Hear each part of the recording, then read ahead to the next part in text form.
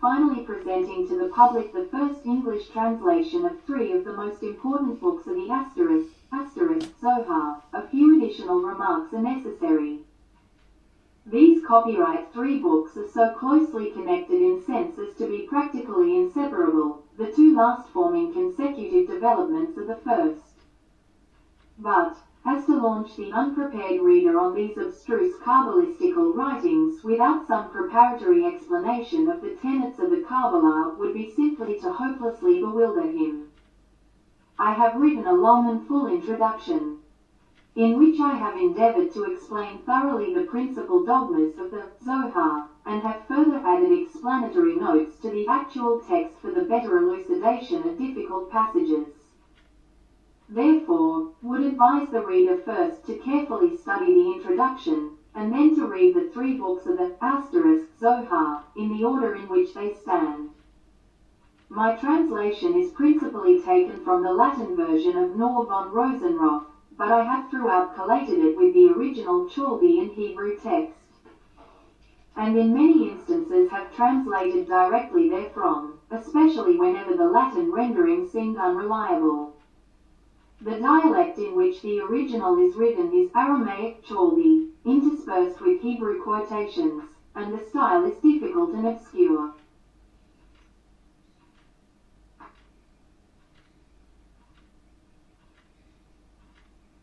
In the Sifra Denudata, or Book of Concealed Mystery, the translation of the actual text is in the ordinary type, Rosenroth's interpolations, and variant readings from the codices, being distinguished by being in brackets.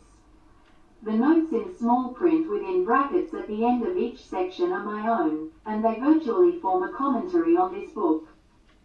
In the Idra Rabbah, or Greater Holy Assembly, and in the Idra Zuta, or Lesser Holy Assembly, variant readings are put in brackets.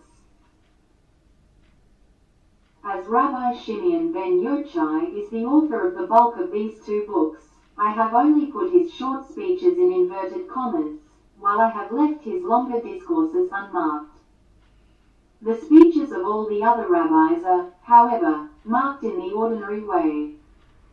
The renderings of the pronunciation of Hebrew and Chaldee words are in all cases put in italics.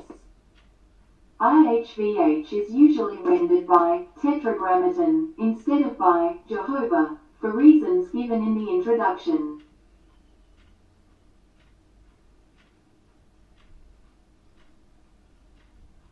I have generally commenced words or names relating to the Sephiroth with a capital letter, as also all pronouns referring to the deity in any of his forms.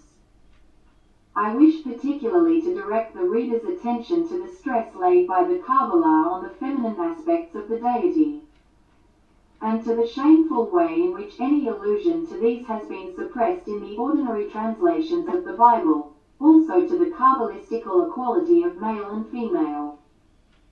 I have much pleasure in dedicating this work to the authors of the Perfect Way, as they have in that excellent and wonderful book touched so much on the doctrines of the Kabbalah, and laid such value on its teachings. The Perfect Way is one of the most deeply occult works that has been written for centuries. In the introduction, section 20, the derivation of the number 3910 Trom Barashit is given only as a curious speculation, and not as accurately fixing a date. I have not gone into the meaning of the plural form ADNI, as it may be also taken as ADNI equals my Lord.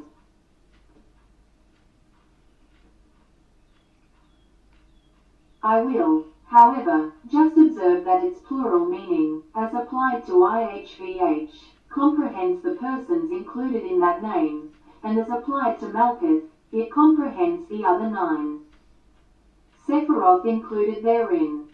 In conclusion, I will merely remark that a short time ago there appeared in the Theosophist an excursus by Eliphaz Levi on the Sifra Denudata, but that it certainly was not a literal translation of the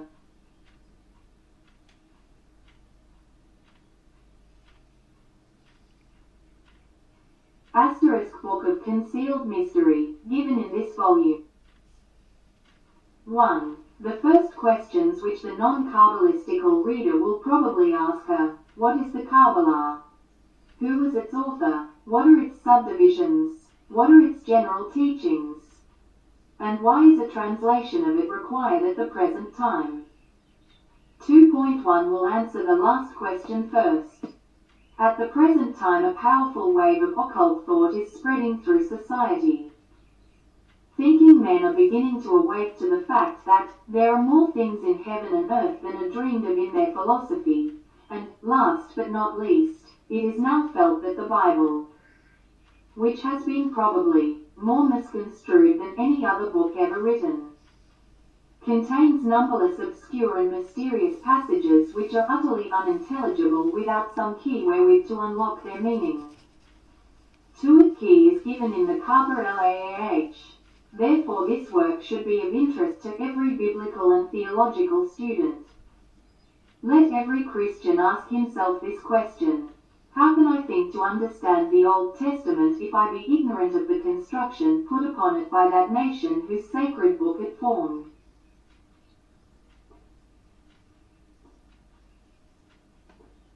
And if I know not the meaning of the Old Testament, how can I expect to understand the New? Were the real and sublime philosophy of the Bible better known, there would be fewer fanatics and sectarians. And who can calculate the vastness of the harm done to impressionable and excitable persons by the bigoted enthusiasts who ever and anon come forward as teachers of the people? How many suicides are the result of religious mania and depression? What farragos of sacrilegious nonsense have not been promulgated as the true meanings of the books of the prophets and the Apocalypse? Given a translation of the sacred Hebrew book, in many instances incorrect, as the foundation, and inflamed in an ill-balanced mind as the worker thereon, what sort of edifice can be expected as the result? I say fearlessly to the fanatics and bigots of the present day, you have cast down the sublime and infinite one from his throne, and in his stead have placed the demon of unbalanced force.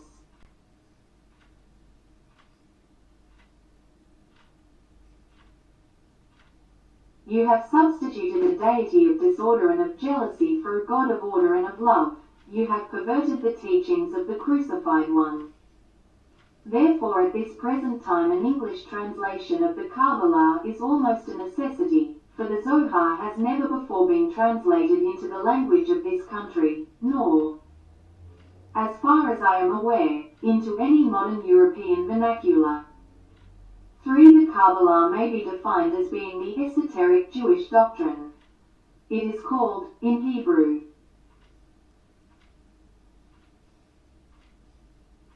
QBLH, Kadala, which is derived from the root QBL, QB, meaning, to receive. This appellation refers to the custom of handing down the esoteric knowledge by oral transmission, and is nearly allied to tradition. 4. As in the present work, a great number of Hebrew or Chaldee words have to be used in the text, and the number of scholars in the Shemitic languages is limited. I have thought it more advisable to print such words in ordinary Roman characters, carefully retaining the exact orthography. I therefore append a table showing at a glance the ordinary Hebrew and Chaldee alphabet, which is common to both languages, the Roman characters by words. The Book of Concealed Mystery is the book of the equilibrium of balance. What is here meant by the terms, equilibrium of balance? Equilibrium is that harmony which results from the analogy of contraries. It is the dead center where, the opposition of opposing forces being equal in strength, rest succeeds motion. It is the central point. It is the point within the circle of ancient symbolism. It is the living synthesis of counterbalanced power. Thus form may be described as the equilibrium of light and shade. Take away either factor, and form is viewless. The term balance is applied to the two opposite natures in each triad of the Sephiroth, their equilibrium forming the third sephira in each ternary. I shall recur again to this subject in explaining the Sephiroth. This doctrine of equilibrium and balance is a fundamental Kabbalistical idea. 30. The Book of Concealed Mystery goes on to state that this equilibrium hangeth in that region which is negatively existent. What is negative existence? What is positive existence? The distinction between these two is another fundamental idea. To define negative existence clearly is impossible, for when TT is distinctly defined it ceases to be negative existence. It is then negative existence passing into static condition. Therefore wisely have the Kabbalists shut out from mortal comprehension the primal An, Bim, the negatively existent one, and the An SVP, An Sof, the limitless. Expansion. While of even the An SVPAVR, and so for, the illimitable light, only a dim conception can be formed. Yet, if we think deeply, we shall see that such must be the primal forms of the unknowable and nameless one, whom we, in the more manifest form speak of as God. He is absolute. But how define the absolute? Even as we define it, it slips from our grasp, for it ceases when defined to be the absolute. Shall we then say that the negative, the limitless, the absolute are, logically speaking, absurd, since they are ideas which are reason? Not define? No, for could we define them, we should make them, so to speak, contained by our reason, and therefore not superior to it. For a subject to be capable of definition it is requisite that certain limits should be assignable to it. How then can we limit the illimitable? 31. The first principle and axiom of the Kabbalah is, the name of the deity, S-E-E-E in for virgin of the degree. Bible, I am that I am, A-H-I-H-A-S-H-R-A-H-T-H, Fihi Asher Ahai. A better translation is, existence is existence, or, I am he who is. 32. Eliphaz Levi Zard, that great philosopher and Kabbalist of the present century, says in his Histoire de la Magie, B.K. I.C.H. 7. The Kabbalists have a horror of everything that resembles idolatry. They, however, ascribe the human form to God, but it is a purely hieroglyphical figure. They consider God as the intelligent, living, and loving infinite one. He is for them neither the collection of other beings, nor the abstraction of existence, nor a philosophically definable being. He is in all, distinct from all, and greater than all. His very name is ineffable, and yet this name only expresses the human ideal of his divinity. What God is in himself it is not given to man to know. God is the absolute of faith. Existence is the absolute of reason. Existence exists by itself, and because it exists. The reason of the existence of existence is existence itself. We may ask, why does any particular thing exist? That is, why does such or such a thing exist? But we cannot ask, without its being absurd to do so. Why does existence exist? For this would be to suppose existence prior to existence. Again, the same author says, did. B.K. I.C.H. 2. To say, I will believe when the truth of the dogma shall be scientifically proved to me, is the same as to say, I will believe when I have nothing more to believe. And when the dogma shall be that the Egyptians obtained some knowledge of it, and the other Eastern nations could introduce it into their philosophical systems. Moses, who was learned in all the wisdom of Egypt, was first initiated into the Kabbalah in the land of his birth, but became most proficient in it during his wanderings in the wilderness.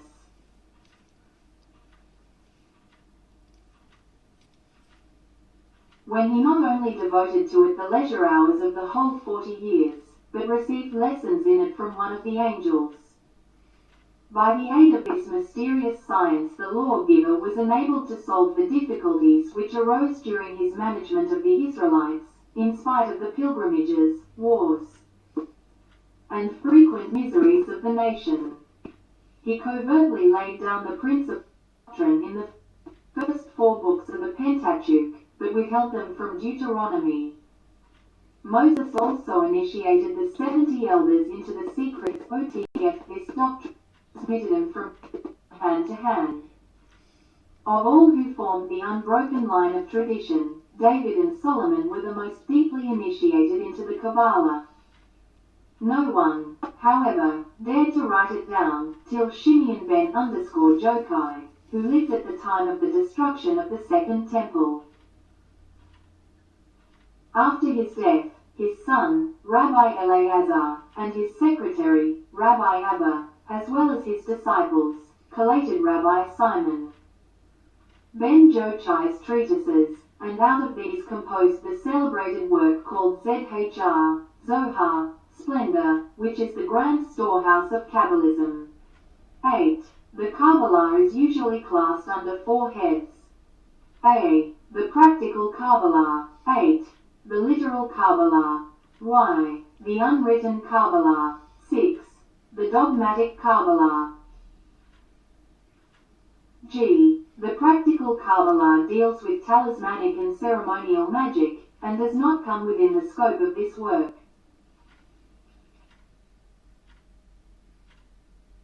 Its letters in this work, also their names, powers, and numerical values. There are no separate numeral characters in Hebrew and Chaldee, therefore, as is also the case in Greek, each letter has its own peculiar numerical value. And from this circumstance results the important fact that this is alluded to in Revelations, where the number of the beast is mentioned. And on this correspondence between words and numbers, the science of gematria, the first division of the so-called literal Kabbalah, is based. I shall refer to this subject again. I have selected the Roman letter Q to represent the Hebrew Kof or Kop, a precedent for the use of which without a following may be found in Max Mueller's Sacred Books of the East. The reader must remember that the Hebrew is almost entirely a consonantal alphabet, the vowels being for the most part supplied by small points and marks usually placed below the letters.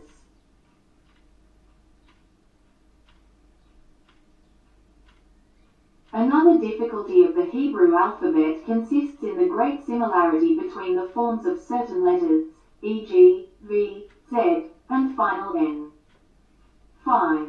With regard to the author and origin of the Kabbalah, I cannot do better than give the following extract from Dr. Ginsburg's essay on the Kabbalah, first premising that this word has been spelt in a great variety of ways: Kabbalah, Kabbalah, Kabbalah. And circa I have adopted the form Kabbalah, as being more consonant with the Hebrew writing of the word. 6. A system of religious philosophy, or, more properly, of theosophy, which has not only exercised for hundreds of years an extraordinary influence on the mental development of so shrewd a people as the Jews, but has captivated the minds